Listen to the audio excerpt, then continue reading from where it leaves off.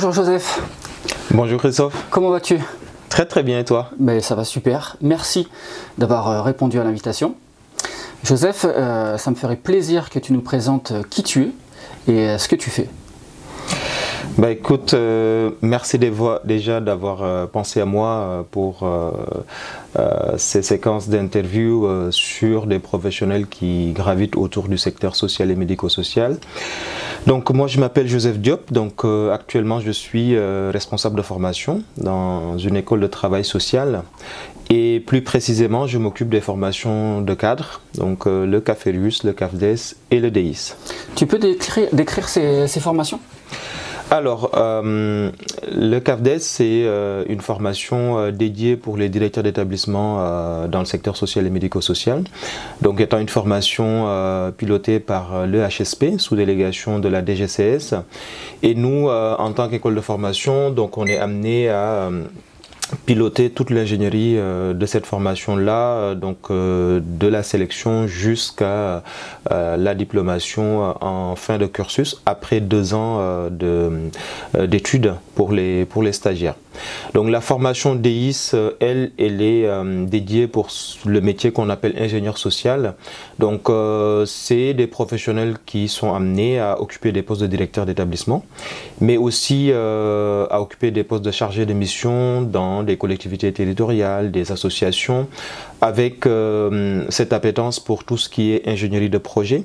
Donc depuis le diagnostic du projet jusqu'à l'évaluation. Ils ont des compétences par ailleurs sur du management et ressources humaines, mais aussi ce qui fait leur force, c'est cette dimension de la recherche qu'ils vont pouvoir mobiliser tout au long en fait, de l'expertise qui est proposée. Et enfin la formation CAFERUS, donc c'est pour les chefs de service. Ce qu'on appelle classiquement les cadres intermédiaires. Donc aujourd'hui, avec l'évolution des textes, ils occupent de plus en plus des postes de chef de service comme ça a toujours été le cas. Mais aussi la nouveauté, c'est qu'ils occupent des postes de direction de site lorsqu'on est sur de grosses structures avec une déclinaison par exemple nationale et où on a des sites au niveau de quelques territoires. Et là, on peut mobiliser un CAFERUS ou même occuper un poste de directeur adjoint. Donc c'est pour ça, dans leur formation aujourd'hui, on retrouve des notions de stratégie qui rentrent de plus en plus dans leur accompagnement pour les préparer justement à cette évolution de leur métier et puis des responsabilités. Okay. Voilà. Aujourd'hui, tu occupes ce poste, mais quel est ton cursus de formation? Alors, moi, je suis passé par plusieurs chemins, disons. Mais un chemin classique, hein, Bac plus 5 déjà en sociologie et puis plus précisément en sociologie du projet, sociologie du développement. Donc j'ai passé à Strasbourg, donc un master couplé DEIS que j'ai obtenu en 2011. Et donc à la suite de ce master, j'ai travaillé un petit peu dans le secteur associatif, notamment avec des missions d'intervention sur les quartiers prioritaires de la ville et où j'ai développé tout un projet pour accompagner les jeunes à une réinsertion sociale. Et au bout de 6 mois, au niveau de la réflexion, il y a quelque chose encore qui me manquait. J'avais beaucoup de choses que je ne comprenais pas, que j'avais encore besoin de me questionner, d'approfondir certaines situations sociales rencontrées. Et je me suis orienté vers la thèse. Donc j'ai poursuivi une thèse de sociologie, anthropologie pendant 5 ans à l'université de Rennes 2, que j'ai obtenue en 2018 et après j'ai voulu travailler en tout cas dans le secteur social médico-social, ce qui était plus ou moins mon cœur de métier. Et après quelques années en tant que chargé de recherche et d'enseignement à l'université de Rennes 2, j'ai intégré cette école de formation où actuellement j'ai débuté d'abord en tant que formateur. Ensuite, j'ai très rapidement obtenu le poste de responsable des formations d'encadrement. Formateur dans quel cours? Formateur sur les cours de sociologie, donc avec connaissance du public sur les dimensions sociologiques, démographiques, sur le développement social local, sur la méthodologie de projet, méthodologie de recherche également, parce que dans ces formations, surtout par exemple chez les assistants de services sociaux où j'ai démarré, c'est des compétences nécessaires à l'exercice de leur futur métier, que de savoir se questionner sur leur vivant, le réel, et puis des situations qu'ils peuvent rencontrer. Et puis savoir aussi prendre du recul par rapport aussi à la réalité professionnelle qui quelquefois peut avoir des répercussions au niveau personnel. Donc mon rôle a été justement de les doter en tout cas d'outils, de grilles de lecture pour mieux se positionner sur le terrain. Et ensuite, en étant responsable de formation d'encadrement, j'ai eu à intervenir, je le fais toujours d'ailleurs, sur par exemple tout ce qui tourne autour de la sociologie des organisations, un petit peu sur le management stratégique et opérationnel, sachant que mes heures de cours s'amenuisent de plus en plus au regard des charges d'activité, mais ça reste quand même des disciplines qui me tiennent à cœur et pour lesquelles j'adore transmettre. Comment tu trouvais le temps de construire tes cours et où est-ce que tu allais chercher les ressources?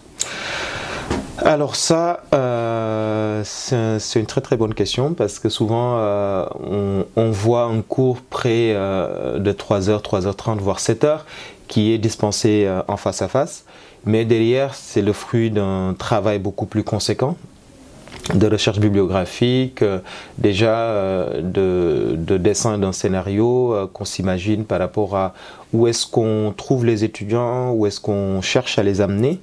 Et en ce sens-là, on a les ressources bibliothèques de la bibliothèque, par exemple, qu'on peut consulter sur des ouvrages cœur de métier. Mais également, il y a de l'expérience qui s'y ajoute. La compréhension, connaissance qu'on a des besoins des stagiaires par rapport à leur situation professionnelle et également d'autres sources qui viennent de l'actualité du service ou actualité de l'établissement par rapport à des enjeux politiques, des enjeux de territoire. Et le temps, on le prend quelquefois le week-end à la maison, tranquillement, on construit le cours. Quelquefois aussi, c'est en étant sur le terrain qu'on se dégage un temps de préparation assez conséquent pour être prêt devant les étudiants et apporter l'ensemble des connaissances souhaitées. Alors je ne vais pas te demander de nous faire un cours, mais si tu pouvais nous présenter ta matière, qu'est-ce que c'est que la sociologie ? Alors c'est une question très très vaste. La sociologie, peut-être pour résumer, c'est une science tournée vers la compréhension du monde. Essayer de comprendre qu'est-ce qui fonde l'action sociale, pourquoi les étudiants ou les stagiaires ou sur le terrain professionnel, les usagers qu'on accompagne agissent d'une certaine façon et pas d'une autre. Qu'est-ce qui fonde les relations sociales, qu'est-ce qui fait le lien social. Donc c'est cet ensemble d'éléments qui, à mon sens, détermine cette discipline-là, qui est assez riche de par la diversité des situations qu'on peut approcher des objets d'étude. Il y a autant de sociologie que de situations sociales rencontrées. Donc en ce sens, on a plein de spécialités. Moi, je suis plus axé sur la sociologie des organisations, du développement. Mais on a par exemple la sociologie de l'éducation. Donc c'est pour ça que c'est une discipline à mon sens essentielle dans l'accompagnement des stagiaires dans le secteur en tout cas du travail social. Dans une formation de travailleur social, on a plusieurs cursus à valider, donc plusieurs cours à suivre. Qui détermine le nombre d'heures de sociologie, d'anthropologie, de psychologie? Qui fait ça? Ça c'est le travail du responsable de formation. Mais en collaboration avec l'équipe des formateurs qui composent, comment dirais-je, les filières, on s'appuie sur un référentiel de formation qui pose d'emblée un certain nombre d'orientations sur les contenus de cours pour chaque domaine de formation. On se garde aussi, nous, la liberté d'ajuster nos contenus de cours en fonction de l'actualité. Souvent, les référentiels sont posés sur un temps déterminé. Par exemple, le dernier qui a été réingénié en août 2022. Ce référentiel-là, 10 ans après, potentiellement restera en l'état dans les propositions de cours et de contenu. L'ingénierie de formation nous amènera par contre à garder une certaine veille au niveau de l'évolution du secteur pour intégrer de plus en plus peut-être de nouvelles problématiques qui se posent et qui au moment de l'édition des textes n'étaient pas encore une réalité sur le terrain professionnel. Donc heureusement qu'on a cette liberté-là de réajuster d'année en année, puis d'améliorer, de faire évoluer des contenus en fonction voilà, de l'évolution de la société. Quand on délègue des cours comme toi dans une école, est-ce qu'on a le sentiment d'être un petit peu isolé, un petit peu cloisonné dans sa matière, ou on a le sentiment d'appartenir à une équipe pédagogique? Et si c'est le cas, comment tu travailles avec tes pairs? Alors, parlant de moi spécifiquement, je pense que je pourrais que parler de mon expérience. J'ai une approche systémique de l'enseignement. Ça s'est traduit dans ma thèse, ça se traduit toujours dans mes relations sociales, à savoir que le cours qu'on peut me confier, que ce soit sur la sociologie des organisations, a toujours des liens avec ce qu'un collègue peut faire, même si en sociologie de l'éducation, etc. Donc il y a des interstices à trouver et puis être dans cet état d'esprit de co-construire, parce qu'un cours, oui, on nous le confie, on nous le donne pour 7 heures, pour 14 heures ou 21 heures. Néanmoins, dans nos recherches, on va se rendre compte, en tout cas quand on est dans une approche systémique, que ce cours-là touche plusieurs domaines que nous-mêmes, quelquefois, on n'a pas les compétences ou même les possibilités de les aborder. On a deux solutions, soit on s'enferme dans ce qu'on sait faire et on se limite qu'à ce qu'on sait faire, ou s'ouvrir aussi à intégrer des éléments nouveaux, quitte quelquefois à passer du temps, à lire, à comprendre de nouvelles choses en fait, pour que le cours soit le plus complet possible. Et lorsqu'on n'est pas spécialiste de ces nouveaux éléments, ne pas hésiter à renvoyer les étudiants vers ses collègues qui en savent plus, ou à des lectures et des articles qui les permettront en tout cas d'approfondir la connaissance en ce sens-là. Donc oui, à mon avis, le cours se construit à plusieurs, même si on a la responsabilité plus tard de le faire devant les étudiants. En tant que responsable de formation, est-ce que tu veilles, toi, justement, à ce lien? En tant que responsable de formation, en tout cas, un de mes rôles ou une de mes missions, c'est de créer cet espace justement de co-construction avec les collègues en me mettant en disposition d'eux lorsqu'ils ont besoin d'informations, de guides méthodologiques, etc. Mais aussi créer ces passerelles par nos réunions pédagogiques, par des temps de construction pédagogique où on va s'interroger par exemple sur de nouvelles notions qui viennent d'être en tout cas proposées, de nouveaux cours, et ensemble se dire voilà potentiellement la lecture qu'on a de ce cours-là en conformité des attendus des stagiaires. Donc à mon sens c'est essentiel parce que quand on est formateur, quelquefois on a une perception très solitaire du métier parce que oui, on sera seul devant une classe, mais quand on sait qu'on peut s'appuyer sur une équipe et qu'on a des espaces de co-construction, je pense que la perception elle est totalement différente en termes de charge de travail et même de stress lié à l'accomplissement de ces missions.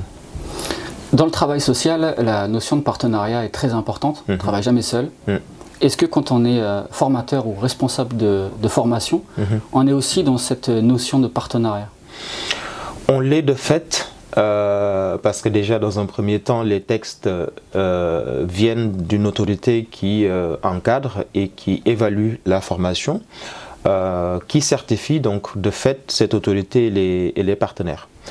Ensuite, on a d'autres écoles également qui délivrent ces diplômes-là, qui délivrent ces formations. Donc ces établissements font partie, pour certains, d'un réseau de partenariat avec qui on s'échange de bonnes pratiques, on s'échange des informations, on s'échange aussi des grilles de lecture par rapport à ce qu'on comprend des textes et comment on pense la mise en œuvre. On s'appuie aussi sur un réseau, c'est le réseau des anciens étudiants, le réseau des professionnels de terrain, que ce soit des chefs de service ou directeurs d'établissement, et le réseau aussi d'autres écoles avec qui on n'a pas de partenariat, qui apportent en tout cas au quotidien leur connaissance, expérience du métier dans la formation des futurs travailleurs sociaux ou cadres, en tout cas dans le secteur. Donc oui, partenariat de fait, et je pense que c'est aussi une plus-value pour la formation qu'il serait totalement essentiel de garder. Est-ce que tu peux nous présenter une semaine type dans la peau de Joseph? Une semaine type professionnelle ou globale? Professionnelle, je sais que tu es investi dans d'autres domaines, on y viendra tout à l'heure. Une semaine type, alors, j'essaierai d'avoir une moyenne sur une dimension quand même qui est assez subjective, parce que une semaine type, c'est du lundi au vendredi, gérer les imprévus. J'ai un agenda qui est souvent rempli 2-3 semaines avant, avec des prises de rendez-vous essentiellement soit sur des réunions pédagogiques ou des rendez-vous avec des formateurs pour des réunions de travail, des rendez-vous avec des directeurs d'établissement, parce que en tout cas je garde cette volonté de m'imprégner du terrain pour mieux améliorer mes contenus de cours. C'est aussi la médiation avec les terrains de stage. Donc quand on a des étudiants en stage, on essaie de garder un lien avec le terrain pour faciliter la montée en compétences au niveau professionnel. C'est aussi quand les étudiants sont sur site, en établissement, gérer l'ensemble des imprévus en termes de questions, de prise de rendez-vous qui viennent comme ça au fil de l'eau. C'est aussi gérer des absences de profs pour trouver des solutions de remplacement et de réorganisation. C'est aussi répondre à d'autres exigences institutionnelles liées à tout ce qui touche aux services de support. Voilà, en gros, gérer aussi quelquefois les pannes informatiques, prévenir le service, etc. Donc on n'a pas tout le temps la maîtrise de sa journée, et peut-être même c'est ce qui est passionnant dans ce métier-là. Et justement, quelle est la partie que tu préfères dans ton travail, qui est plutôt complet? C'est typiquement l'ingénierie. Quand je me prends le temps de me projeter sur la formation telle qu'elle est en train de se faire et telle qu'elle devrait se faire, et comment je peux arriver à ajuster le cours de la formation pour que cette formation qui sera délivrée soit au plus près des besoins et des usagers, in fine, qui seront accompagnés, aux besoins des stagiaires, mais aussi aux besoins des terrains qui plus tard seront employeurs. Donc c'est vraiment un travail intellectuel au quotidien, où on va tout le temps chercher comment faire évoluer sensiblement ou quelquefois radicalement d'une année à une autre. Et ça, c'est une partie en tout cas qui m'impose d'être en veille, et puis d'être aussi dans un esprit d'ouverture, de remise en question permanente. Et je pense que c'est ce qui fait, à mon sens, la beauté du poste, quoi. C'est vraiment la remise en question permanente. Parce que moi, perso, j'ai horreur de la répétition, j'ai horreur quand les choses ne bougent pas. Donc j'ai besoin d'être en mouvement et de mettre en mouvement mon service. Et on y voit les résultats après, d'année en année. Et justement, alors quand tu es dans ce travail de recherche, d'analyse de sa pratique, comment tu évalues la pertinence de ton action? La pertinence de l'action, à mon sens, s'évalue par les retours des étudiants, par aussi le retour des employeurs. Le retour des étudiants, on fait passer quelquefois des enquêtes de satisfaction pour voir comment ils perçoivent, mais pas que. L'idée derrière une enquête de satisfaction, c'est pouvoir reprendre d'un point de vue qualitatif qu'est-ce que les personnes mettent derrière les mots et quelle perception ils ont de la formation. On se rend compte que ils ont bien conscience de l'évolution, en tout cas, et puis ont conscience aussi des objectifs pédagogiques pour les amener à se doter de compétences qui leur permettront d'être compétitifs sur le marché du travail pour ceux qui n'ont pas encore de poste, mais aussi d'être légitimes sur leur poste actuel pour ceux qui sont en activité auprès de l'employeur, de son responsable supérieur, etc.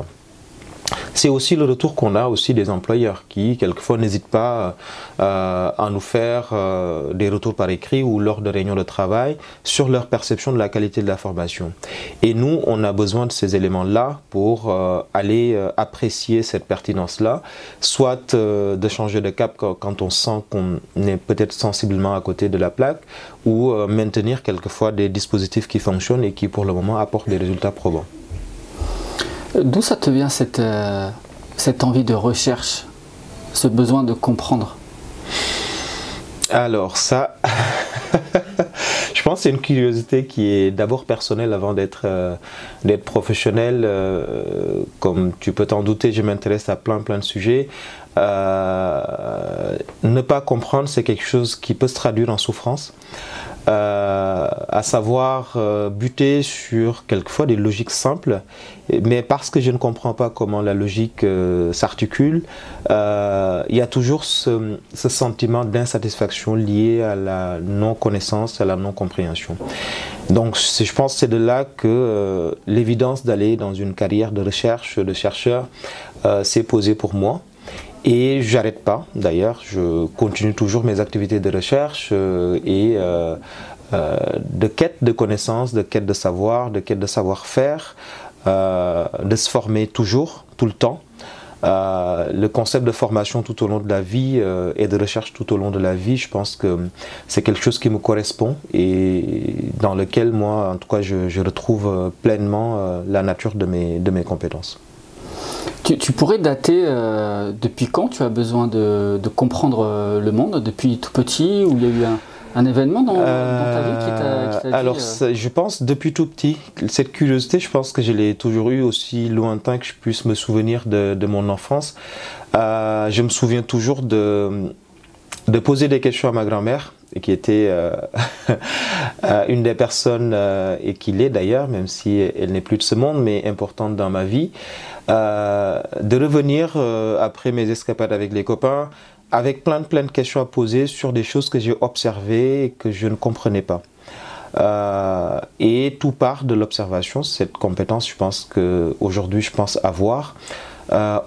Observer, analyser dans ma tête, et quand j'arrive pas à trouver la solution, de poser la question, jusqu'à ce qu'à un moment donné, je sois en capacité de chercher par moi-même des solutions pour comprendre ce qui m'entoure, le monde qui m'entoure. Donc je pense que oui, c'est une disposition peut-être naturelle, je dirais peut-être pas dans une affirmation facile là-dessus, mais je pense que très jeune, j'ai commencé à me questionner. Alors dans une démarche personnelle, c'est plutôt simple de comprendre, de tirer des conclusions, de s'adapter, de se construire avec ça. Quand on est professionnel et qu'on fait des enquêtes, qu'on écrit des thèses, qu'on écrit des rapports, qu'est-ce qu'on en fait après de ces résultats? Alors ces résultats, ça dépend du profil de chercheur et puis de comment on voit le monde et comment on souhaite inscrire sa démarche de recherche avec les besoins et l'évolution du monde. Moi, ma perception de la recherche, elle est, à mon sens, ouverte au service de la société et de son évolution. Donc mes recherches, que ce soit universitaire par exemple, ou l'ouvrage que j'ai écrit en 2021, l'objectif c'est que ces connaissances puissent servir. Donc il y a un besoin qui m'anime de vulgariser cette connaissance-là. Quelque chose que j'ai pu d'ailleurs expérimenter en thèse en participant à des activités qu'on appelle les doctorales, qui sont des rassemblements de chercheurs, de thésards, dont l'objectif est par exemple de faire des activités de vulgarisation de leurs recherches auprès de publics lycéens ou collèges, ou de publics qui sont très loin en tout cas de nous, nos questionnements en recherche. Je ne suis pas du tout dans un profil par exemple de la recherche pour la recherche, c'est-à-dire de parler qu'entre soi, entre nous chercheurs, et qu'il n'y a que nous qui comprenons plus ou moins le sens qu'on donne à nos écrits. Pour moi, la recherche doit profiter et que ce profit soit gratuit. Donc je ne vais pas écrire un ouvrage pour le nombre de ventes que ça va générer derrière, parce que derrière je gagnerai de l'argent, mais plutôt comment cet ouvrage-là peut servir une structure, un établissement, une personne, un ensemble de personnes à évoluer dans ce secteur-là d'activité pour lequel je traduis un certain nombre de connaissances et d'expériences de recherche. Voilà ma conception de la recherche en soi. Quand on fait ce travail de recherche, tu l'as dit, on a des résultats, on comprend certaines choses. Et en tant que sociologue, une fois qu'on a compris ou qu'on a des bouts de réponse, quel avis on a sur la vie politique en France? Alors là aussi dépend de comment on se positionne. il est d'usage souvent d'entendre que le rôle du chercheur, c'est de faire ses activités de recherche, de trouver quelquefois des résultats, en tout cas d'en constater, et derrière de laisser aux politiques le soin de les mettre en œuvre ou pas. Donc il a cette dimension de neutralité qui l'empêcherait d'agir ou d'influencer l'action. Je ne suis pas forcément d'accord avec ces thèses-là. Pour moi, lorsqu'on a été en capacité de mettre en place, en tout cas, tout un dispositif de recherche, qu'on a été proche de certains résultats qui ne sont pas forcément des vérités immuables, parce que ça évolue avec le temps, et puis lorsqu'on travaille avec de l'humain, tout évolue très rapidement. Mais on a une certaine connaissance et compréhension des situations qu'on a approchées par la recherche, qui, à mon sens, nous donne cette légitimité d'accompagner les politiques, les preneurs de décisions à mieux objectiver leurs décisions ou leurs actions sur le territoire. Ça nécessite une collaboration de près entre le monde de la recherche et le monde politique, de façon à ce qu'il y ait des ponts. On parle de transfert de connaissances, je crois fortement à cette dimension de transfert, c'est-à-dire que on a trouvé ce qu'on a trouvé, comment on peut le traduire par exemple en action lorsque vous-même dans le secteur, par exemple le secteur social et médico-social, vous en avez besoin parce que vous rencontrez les mêmes situations. On le voit sur des recherches effectuées par exemple sur l'accompagnement des mineurs non accompagnés, sur l'accompagnement des personnes qui ne réclament pas leurs droits. On a des résultats, on a une certaine compréhension qui peut bénéficier au monde des professionnels. Mais faudrait-il déjà qu'il y ait un pont, un espace de dialogue entre le monde professionnel et le monde de la recherche pour que les actions mises en place soient davantage plus efficientes. Qu'est-ce qui est le plus complexe dans ton travail? Quelle est la difficulté principale? La difficulté principale, c'est à mon sens dans le travail de partenariat et de réseau, parce que quelquefois on n'est pas sur la même longueur d'onde. Et longueur d'onde ça par rapport nécessite, à un système de valeurs? Par rapport à un système, quelquefois de valeurs, mais aussi par rapport à une perception tout simplement du métier, à une perception des actions à mettre en place, une perception de l'accompagnement. Ça nécessite de s'adapter. De savoir aussi quelquefois taire certaines frustrations et de se mettre au service d'un collectif pour qu'on avance ensemble. Quelquefois c'est lent, mais cette lenteur ne cache pas forcément un manque de volonté d'avancer, mais quelquefois beaucoup ont besoin de se poser les bonnes questions, ont besoin de se rassurer, ont besoin de monter quelquefois en compétences pour suivre la marche globale. Donc oui, quelquefois c'est complexe, mais cette complexité n'empêche pas voilà, d'avancer et de continuer à avancer avec tout le monde. Ce principe de vulgarisation, de transmission de connaissances, à ton échelle, comment tu l'opères? À mon échelle, c'est par le biais de la communication et par le biais aussi d'une mise à disposition de compétences pour que les interlocuteurs ou futurs interlocuteurs puissent en tout cas identifier le champ d'action où tu pourrais être utile. C'est aussi du bénévolat dans le secteur associatif.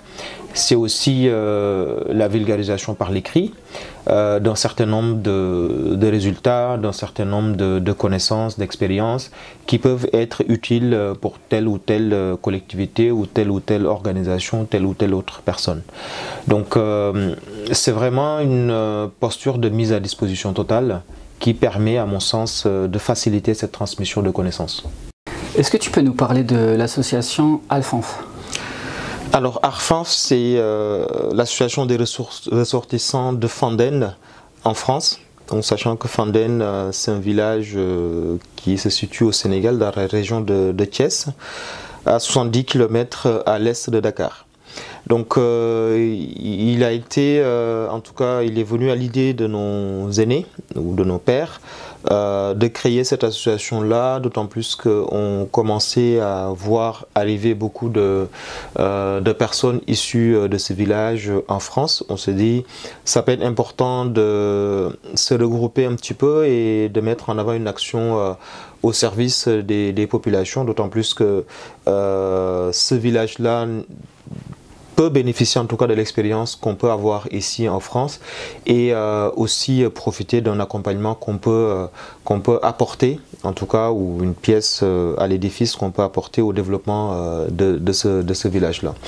Donc ça a été créé pratiquement en 2013-2014 avec l'objectif très marqué, en tout cas, déjà de s'entraider au niveau de la France, avec les jeunes étudiants qui arrivent, de se voir, de pouvoir en tout cas profiter pleinement de la culture, des échanges en ce sens-là, et de l'autre côté participer au développement du pays au Sénégal. Donc aujourd'hui on a de plus en plus de membres qui sont arrivés avec une dynamique tournée vraiment vers une perception du développement, pas comme on l'a toujours connu, à savoir l'humanitaire qui va dans une contrée lointaine et apporter plus ou moins des vivres, etc. Je pense que cette perception de développement a beaucoup évolué. Aujourd'hui, on est sur des rapports d'échange plus ou moins égalitaires et qui guident l'action de cette association. Donc nous, quand on souhaite mener une action au niveau du village, on attend une certaine disponibilité, une certaine implication des habitants.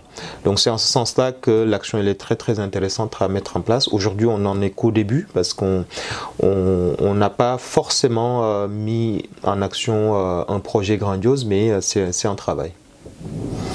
Ça te vient d'où cette volonté viscérale d'aider l'autre, d'être dans cette notion de compréhension du monde, mais aussi de transmission de savoir pour aider l'autre?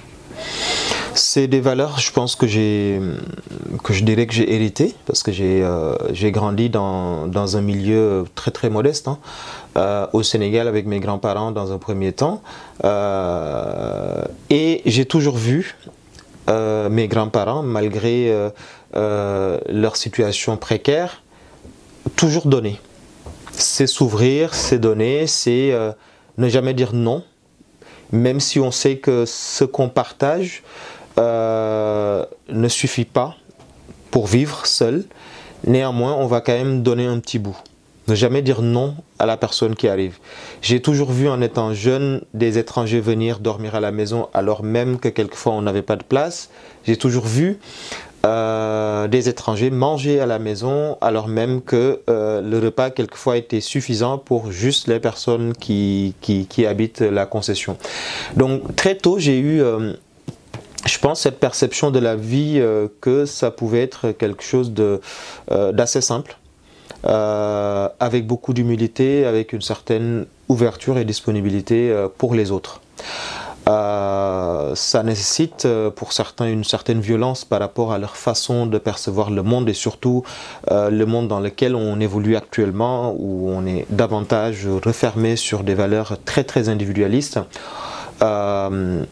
Je pense que l'envie d'aller vers des actions collectives de type associatif avec une certaine mise à disposition pour l'autre naît de cette expérience vécue, mais aussi d'une certaine prédisposition peut-être naturelle au contact de personnes qui ont toujours véhiculé ces valeurs-là, qui aujourd'hui m'animent et en tout cas animent ma perception du monde et ma contribution à l'évolution des choses. Et ce côté de plus en plus individualiste, pour toi, quelle en est la source? D'où ça vient? Je dirais que c'est contextuel certes, mais il y a une histoire liée à cette individualisation, ce processus où on revient sans cesse sur l'individu et sa toute-puissance. Même si on se définit étant en société et puis naturellement se définir comme des animaux grégaires, n'empêche dans nos comportements on est davantage renfermé sur soi. J'aime souvent donner l'exemple de l'ascenseur ou même du voisin d'immeuble où on observe généralement qu'on peut partager un immeuble ou un habitat en tout cas collectif et presque ne jamais s'adresser la parole ou ne jamais se connaître. On ne se donne pas l'autorisation d'aborder l'autre avec simplicité et s'intéresser à sa vie, s'intéresser tout simplement à ce qu'il fait, ses activités, pour nourrir une certaine collectivité qui permet le partage d'expériences, etc. Peut-être c'est par la nature de la société occidentale en soi que ces types de comportements s'observent de plus en plus, même si il ne faut pas non plus mettre de côté tous les élans de solidarité, tous les élans de personnes qui totalement ont ou souhaitent développer d'autres valeurs, à savoir partager, être disponible, etc. Mais la forme sociale fait que ce n'est jamais naturel.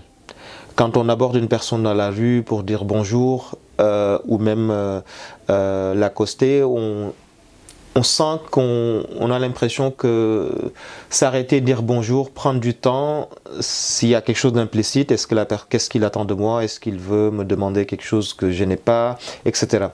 Il y a quelque chose qui de l'ordre, je dirais, de l'anormal qui se produit sur, pour moi, des échanges qui pourraient être très très simples en termes de lien social, en termes d'échange, de partage et de solidarité. Est-ce que tu retournes de temps en temps au Sénégal? Et si c'est le cas, est-ce que cette culture, l'éducation dans laquelle tu t'es construit, perdure, ou est-ce que tu as vu qu'elle a aussi changé?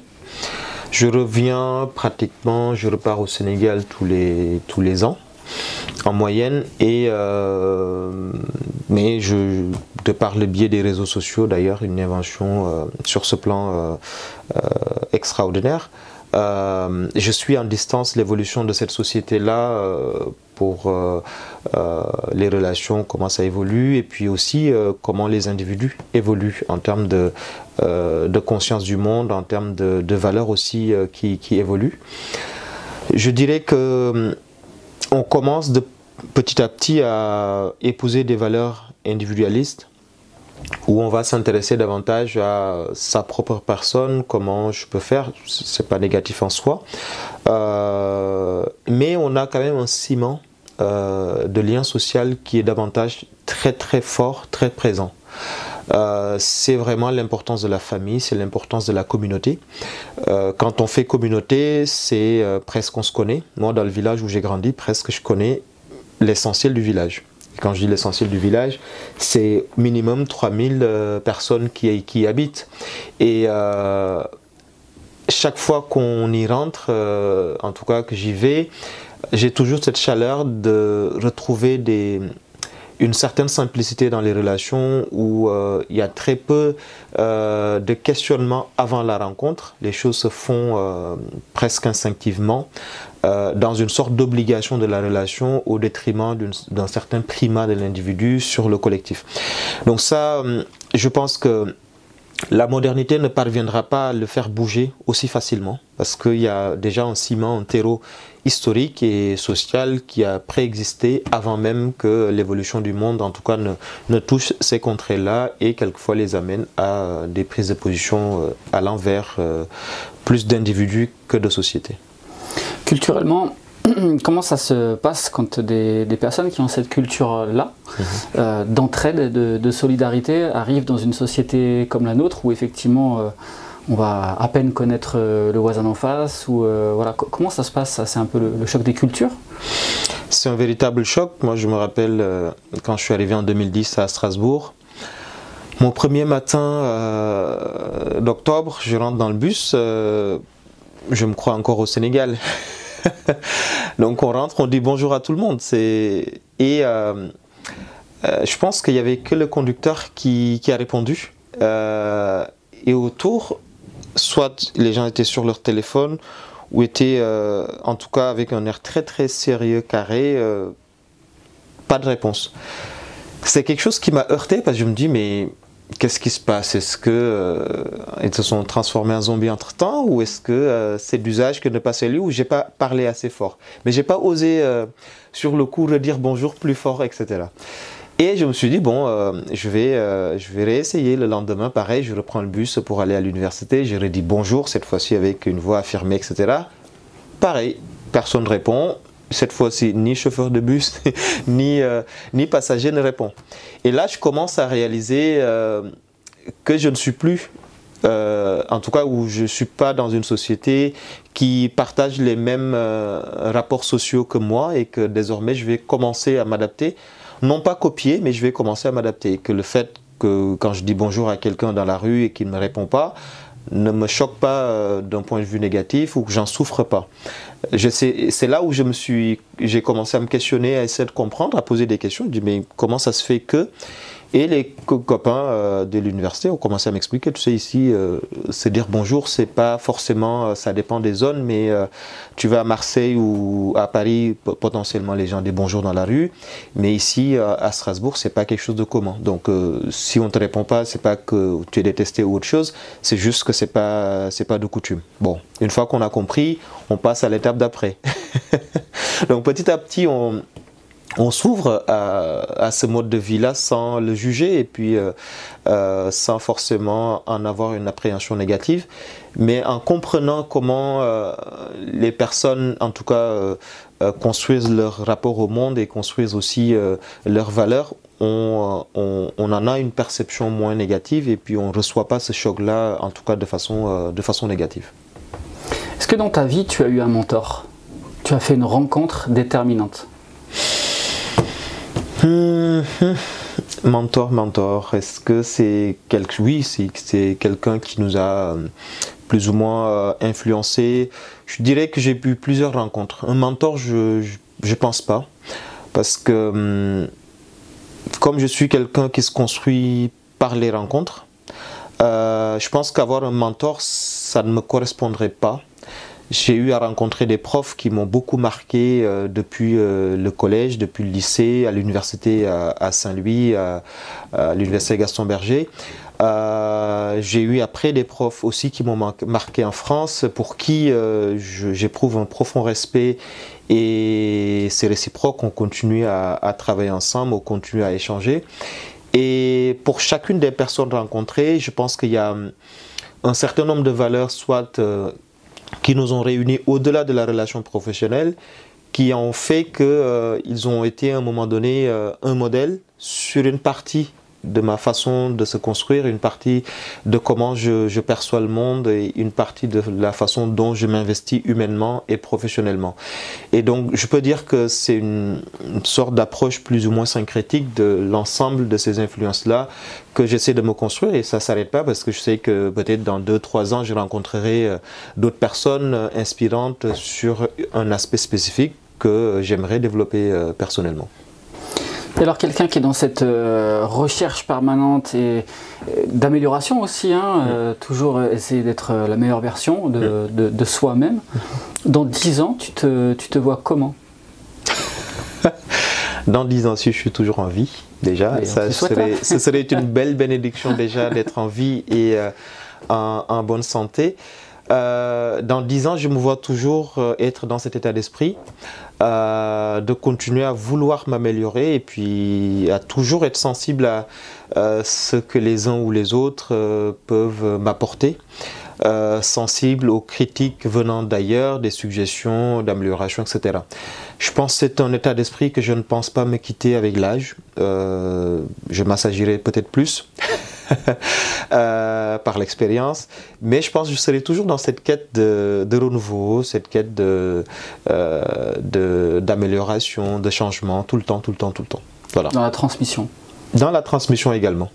Ça, ouais, je pense que je pense que c'est quelque chose que je n'arriverai pas à m'en défaire, parce que ce soit dans un aspect éducatif personnel, que ce soit dans un aspect professionnel, je pense que j'aurai toujours envie de rendre l'autre meilleur. Et vraiment, une phrase qu'un ancien responsable m'avait dit avant de quitter son poste, c'était quand tu rentres dans une structure ou dans un groupe donné, essayer de rendre les gens meilleurs que tu ne les as trouvés.